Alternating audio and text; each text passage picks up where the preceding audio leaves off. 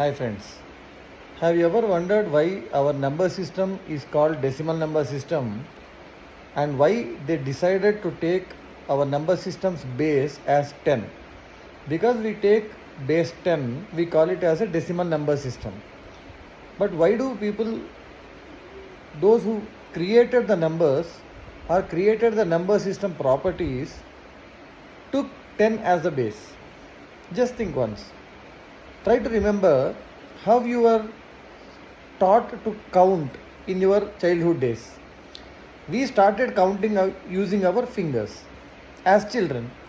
So if I start counting, I start 1, 2, 3, 4, 5, 6, 7, 8, 9, 10. So by the time my 10 fingers are over, I don't have any further fingers to start or continue counting. The only thing I can do continue counting is to start another cycle of 10 fingers.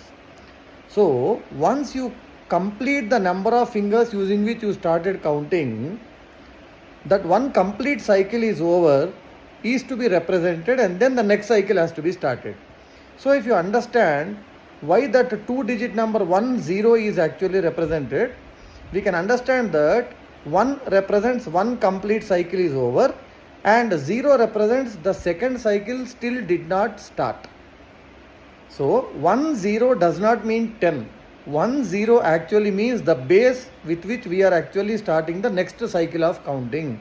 One cycle of counting is over and the next cycle is yet to start. That's why 0.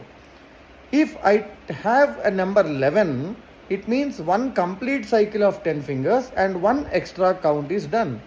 If there are 13 count to be done, then we take one complete cycle of 10 fingers and 3 extra we count. That's why 1, 3.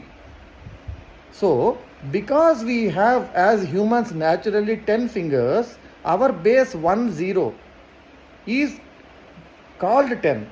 But if we were, I think, naturally born with only 2 fingers, let's say we are born with only 2 fingers, one finger on one hand and other finger on other hand.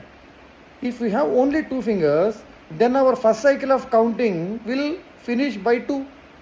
1, 2. That means when I have 2 fingers only, the binary system, the same base 10 represents 2. So please remember, 10 does not represent 10.